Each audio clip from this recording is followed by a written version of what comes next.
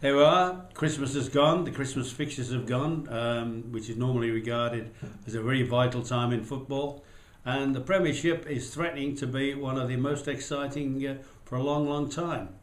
I mean, a few weeks ago, it looked as if Manchester City was starting to stride away with it, particularly after the 6-1 result at Old Trafford. But since then, United, as you expect them to do, have come on really strong. And only goal difference at the moment separating them. Threatens to be a very exciting next few months, because United traditionally do tend to get stronger on the run-in, and maybe City added pressure upon them. Have never won it for years.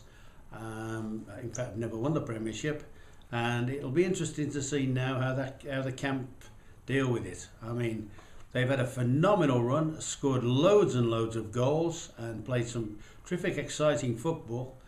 And probably any other year would have shaken off most of the contenders, but United, full marks of them, have stuck in, and not to be outdone. Don't disregard Tottenham. They've come right up on the rail since the start of the season, when both the Manchester clubs give them a hammering, and they've had a terrific run there, playing some terrific football. Got some great, I would think probably the best team in the country to watch at the moment, with the likes of Modric. Scott Parker might well qualify as the signing of the season.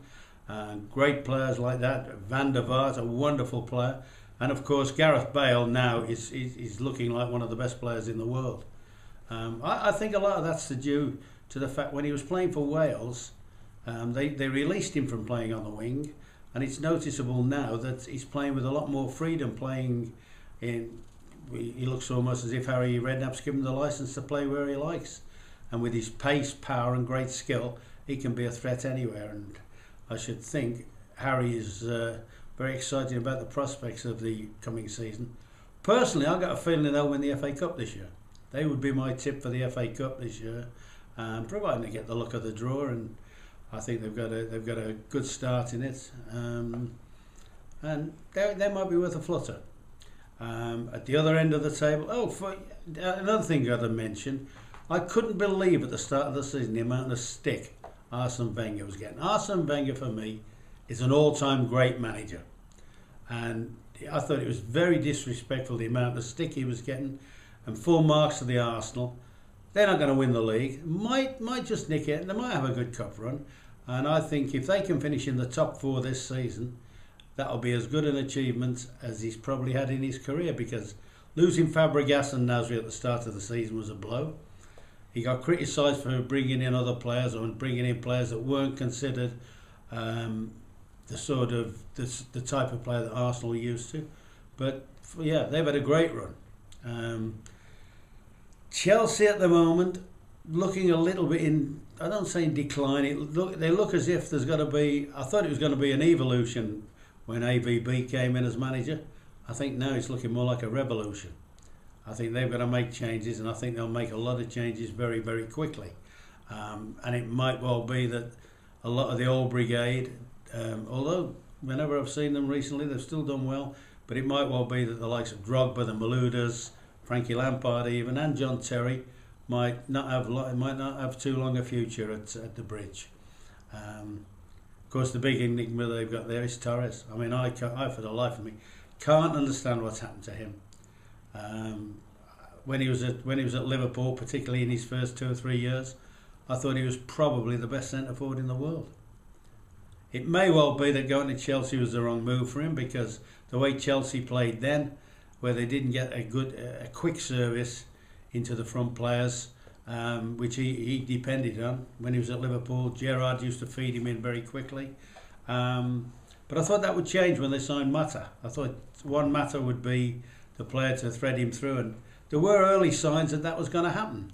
And then he got injured, then he got suspended, and subsequently, like any striker, when the confidence goes, it's amazing. It's amazing how the form dips.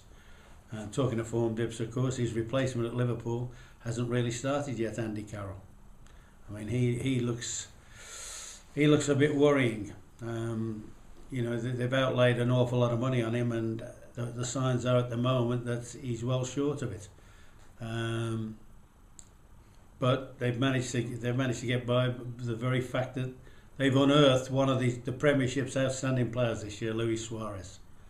I mean, for me, if you're looking at a Footballer of the Year, I think Suarez will come into contention, but I think the main two will be David Silva, who's a brilliant player, absolutely brilliant. But my own personal choice, simply and purely because he does the hardest thing in football, he scores goals, would have to be Van Persie. I think Robin Van Persie looks now as if he is. I can't think of a better centre forward in world football at the moment than Robin Van Persie. And Arsenal badly need to keep him fit for the coming matches, the forthcoming matches. But I think more to the point, I think Holland will be desperate that a fully fit Robin Van Persie goes to the European Championships at the end of the season. The other end of the scale, who's going down?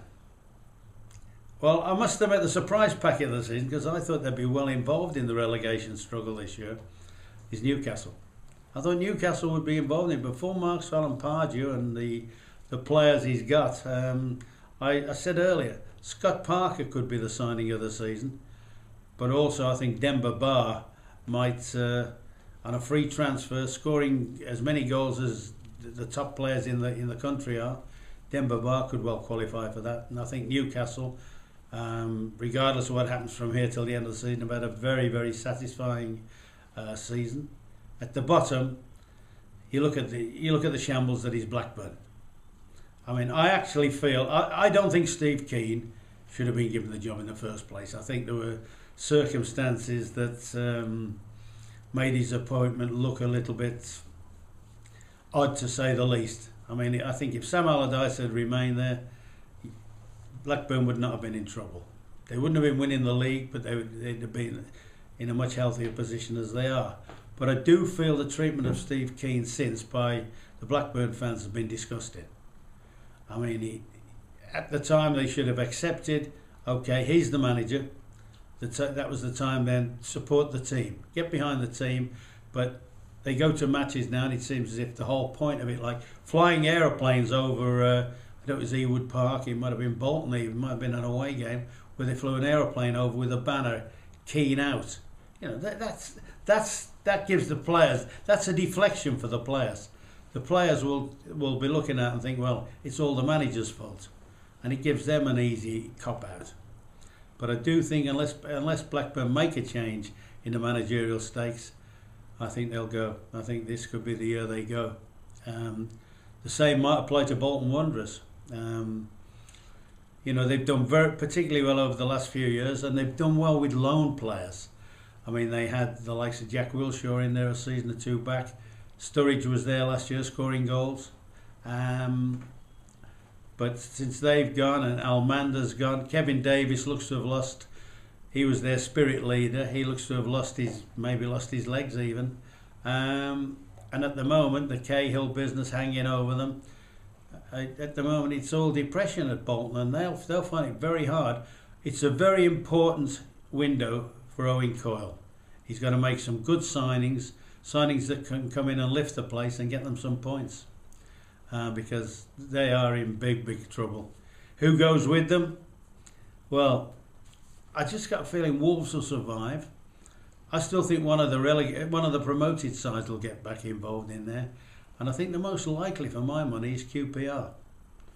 I think Norwich and Swansea have had promising starts. Swansea have played in a manner, they've been very brave the way they've played, and although they're not a defensive side, don't concede any goals at home. Very few. I think there's only I can only remember Manchester United scoring against them recently, apart from the penalty of QPR's last week, and I think they'll stay up. I think Swansea will stay up. I think if anybody's to go from the promoted sides, it will be QPR. From a Midland point of view, the teams they've not really lit the place up. I think Roy Hodgson's done a very, very good job at the Hawthorns. He took them off on a good run at the back end of last season, lifted them to midway in the table. And there were promising signs, there was a bigger optimism at the Albion this season, and they had a bit of an indifferent start. But now it looks as if that corner's been turned, and they look now as if they're fulfilling the promise. Because they've got some very good players in a well organised side there. Shane Long, I think, has been a terrific signing, and if they can marry that up with Odin Wingy, which has been a bit of a problem early on, but it might well be that becomes a good pair. Then Albion aren't going to have any problems this year at the wrong end of the season, at the wrong end of the table. I think they'll be looking for a place higher up the league. Maybe a good cup run as well. Maybe a good cup run into the bargain for them. But certainly I don't see them having any problems flirting with relegation at all. Wolves, on the other hand, it's going to be a slog. Unless Mick McCarthy can get one or two players of extra quality in during the window, I think they're going to go almost to the last game of the season again. But the one thing Mick does do with his team, he does get a lot of commitment out of them, and I think they might just about survive. Yeah, Villa at the moment, there wasn't a goodwill feeling towards Big Alex, obviously, because of circumstances of his arrival coming across the city from Birmingham. But make no mistake, McLeish is a good manager. What he needs some investment in the shopping window, where he needs to buy, I think, some quality players. I mean, when you look at the players Aston Villa have lost over the last few years, or have been connected with the England side, I mean, the last England squad, I think, had 7 players that have all played for the Villa or are still at the Villa in the last 2 seasons. You know, Barry, Milner, Cahill, of course, was at Villa.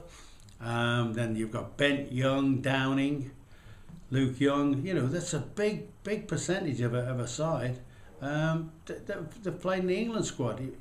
And it's a pity that Aston Villa, who I think are a massive football club, it's a pity they weren't able to hold on to some of those, because, you know, they've added Bent to that squad. They might well have been knocking on the door for the biggest honours. But, you know, players get their heads turned a little bit, I suppose, when Manchester City come in offering them money that you just unimaginable money. So you can't blame the players in that respect. But it's a pity that the Villa hadn't been able to hold on to those players. And there's no doubt for my money now that they need to invest. I think they badly need quality midfield players. I think there's been a shortage of them for a year or two, and I think that's something that I know the manager has identified, and hopefully he'll be able to get something in this window.